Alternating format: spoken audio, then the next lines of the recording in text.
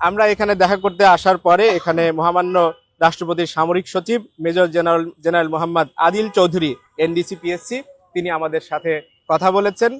খুব worm reception তিনি আমাদের রিসিভ করে খুব ওয়ার্মলি রিসিভ করেছেন তিনি আমাদেরকে, এবং তার সাথে আমাদের প্রায় 1.5 ঘন্টা সময় বিস্তারিত কথা হয়েছে।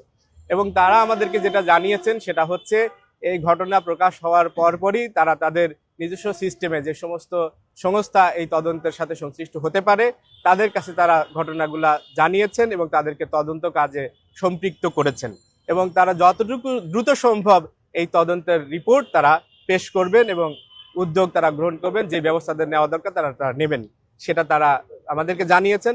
তবে আমরা আমাদের পক্ষ থেকে প্রত্যাশা ব্যক্ত করেছি, আশা করেছি, আমাদের দাবি জানিয়েছি, সেটা হচ্ছে যেহেতু সামনে ইলেকশন এবং এই ঘটনাটি খুবই মারাত্মক গর্হিত একটি কাজ, হ্যারাসমেন্টের একটি কাজ, এবং একটি মহল এই হ্যাকিং এর মধ্য দিয়ে যেই পোস্টটি প্রকাশ হয়েছিল সেই বিষয়টি নিয়ে রাজনীতি করার জন্য চেষ্টা করছে।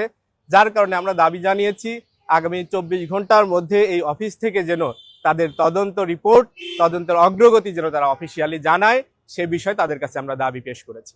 সম্মানিত সাংবাদিক বন্ধুগণ, আমরা যেটা বলতে চাই সেটা হচ্ছে যে একটি সরকারি অফিস থেকে সরকারি মেইল ব্যবহার করে এরকম ফিশিং ম্যালওয়্যার পাঠানোর প্রচেষ্টা অব্যাহতভাবে করা হয়েছে।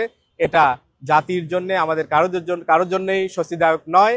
আমরা এর ব্যাপারে খুবই তীব্র নিন্দা জ্ঞাপন করি এবং কনসার্ন ব্যক্ত করি। একই সাথে আমরা বলতে চাই যে এই বিষয়টি নিয়ে যারা রাজনীতি করছে তাদের কর্মী বাহিনীকে বিভিন্নভাবে বিভিন্ন রকমের কর্মসূচি দেওয়ার মধ্য দিয়ে আমাদের আমিরে জামাত সহ জামাত ইসলামীর যেই ব্যাপারে যে তারা বিভিন্ন রকমের অপতৎপরতা চালাচ্ছে সেটা কোনোভাবেই কাম্য নয়, সেটা গর্হিত কাজ।